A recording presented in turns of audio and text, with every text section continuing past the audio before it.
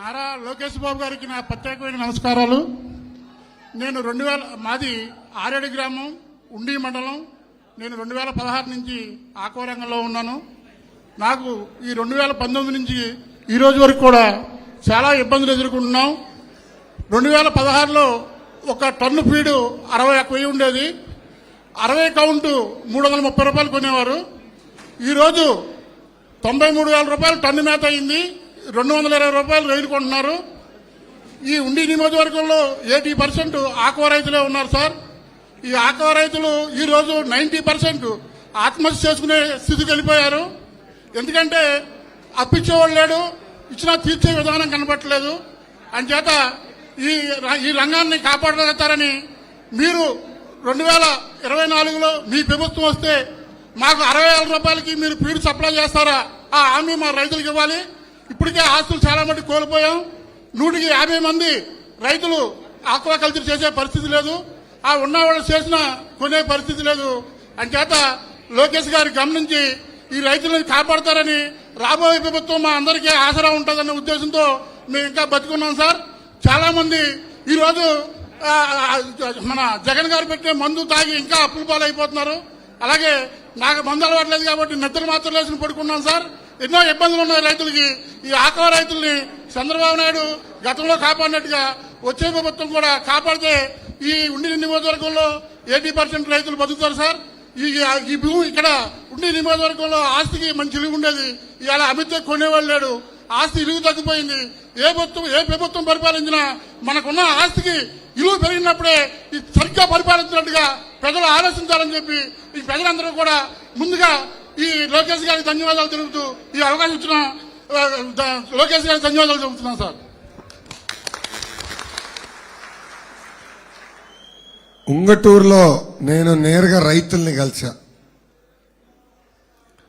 అక్కడ నేను మాడుతూ ఆనాడు అడిగా, మీకు ఎక్కువ ఖర్చు అయ్యేది ఏంటంటే ఫీడ్ అని చెప్పారు. దాదాపు 50% ఖర్చు ఫీడ్లోనే అయిపోతుంది.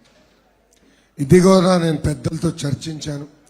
ఈరోజు ధరలన్నీ పెరిగినాయంటే దానికి కారణం ఈ ప్రభుత్వం పెట్రోల్ డీజిల్ పైన వేస్తున్న అధిక పన్ను.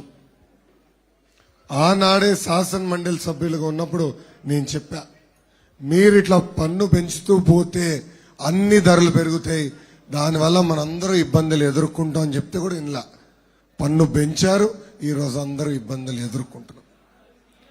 ఇప్పుడు కేవలం తమ్ముడు కొంచెం క్వైట్గా ఉండాలమ్మా దయచేసి. తమ్ముడు ఇక్కడ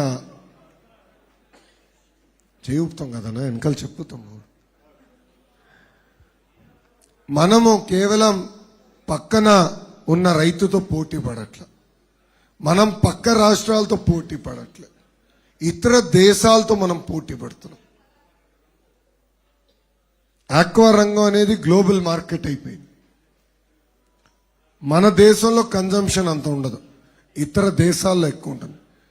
ఈరోజు ఆఫ్రికాలో కొన్ని దేశాలు, సౌత్ అమెరికాలో ఉన్న కొన్ని దేశాలు ఈరోజు పెద్ద ఎత్తున ఆక్వా రంగాన్ని ప్రోత్సహిస్తున్నారు. అక్కడున్న రైతులకి అనేక సబ్సిడీలు ఇస్తున్నారు. దానివల్ల మనకన్నా తక్కువ ధరతో వాళ్ళు అక్కడున్న రైతులు ఎక్స్పోర్ట్ చేయగలుగుతున్నారు. సో తప్పనిసరిగా రేపు తెలుగుదేశం పార్టీ అధికారంలోకి వచ్చిన వెంటనే అన్ని రకాల మేము వాళ్ళతో బెంచ్ మార్క్ చేస్తాం. మీకు పెట్టుబడి తగ్గించే బాధ్యత తెలుగుదేశం పార్టీ తీసుకుంటుంది. మీరే చెప్పారు, పెద్దలు ఎమ్మెల్యే గారు కూడా చెప్పారు, ఆక్వా రంగం పైన మన ప్రాంతం ఎక్కువ ఆధారపడి ఉంటుంది. ఆ ప్రాంతాన్ని మనం ఆదుకోవాల్సిన బాధ్యత ఉంది. సో కేవలం పక్క రాష్ట్రాలతో కాదు, ఇతర దేశాలతో బెంచ్ మార్క్ చేస్తాం. మెరుగైన సీడ్ తీసుకొచ్చే బాధ్యత తీసుకుంటాం. ఫీడ్ కానివ్వండి, పవర్ కానివ్వండి, ఇతర ఇన్పుట్ల ధరలు తగ్గించి మెరుగైన గిట్టుబాటు ధర అందజేసే బాధ్యత తెలుగుదేశం పార్టీ తీసుకుంటుందని ఈ సభాముఖంగా నేను మీకు హామీ ఇస్తున్నాను.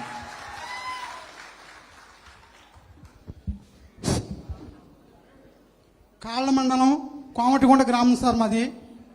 మేము సుమారు 10 సంవత్సరాలు బట్టి ఆక్వా రంగం చేస్తున్నాం.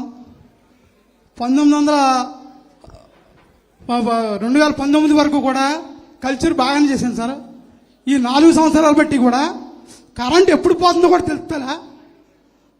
కరెంటు రాత్రి 12ంటికి, 1 గంటకి, 2ంటికి కూడా తీసేస్తున్నారు సార్. నెల దాటిన తర్వాత కానీ కరెంటు నైట్ కానీ తీస్తే రైతు కానీ అక్కడ ఉన్న మనిషి కానీ చూసుకోకపోతే తెల్లారేటప్పుడు చెరువు ఏం పని చేస్తారు, చెరువు మొత్తం ఈదేస్తే మేము